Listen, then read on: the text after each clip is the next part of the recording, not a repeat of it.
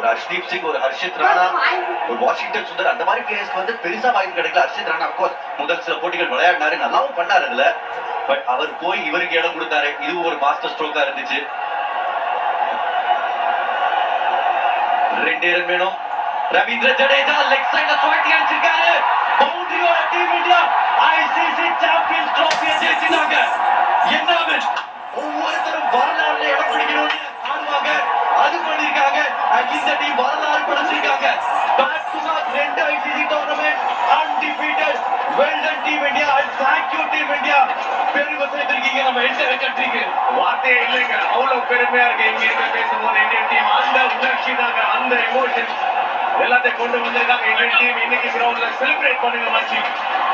You deserve it. Ravindra Jadeja அந்த பால சொல்லிட்டீங்க, அதை பார்த்து தான் நாங்க காத்துக்கிட்டு இருக்கோம். வீசையை குறுக்கி விடுங்க. என்ன ஒரு டீம் இந்தியாவுக்கு அசால்ட்டா கிடைக்கல. ஃபைனல்ல தான் அதிக பிரஷரை சந்திக்க வேண்டியது இருந்துச்சு. செம்ம ஃபைட் கொடுத்தாங்க நியூசிலாந்து, சூப்பர் ஃபைட் கொடுத்தாங்க. பட் ஸ்டில் இந்தியா அவங்க டோட்டலி 50 சாம்பியன்ஸ் விளையாடுற ஒரு டோர்னமெண்ட்ல பெஸ்ட் டீமா இருந்தாங்க. அதனால அந்த சாம்பியன் அந்தஸ்துக்கு சொந்தக்காரங்க டீம் இந்தியா மட்டும் தான், வேற யாரும் கிடையாது. பிராண்ட் ஆஃப் கிரிக்கெட் பொறுத்த நம்ம பேசிக்கிட்டே போலாம். அந்த ரோஹித் சர்மா ஊட்டியில சொந்தத்தை பார்க்கிறோம். ரகு எல்லாம் 4வது ஐசிசி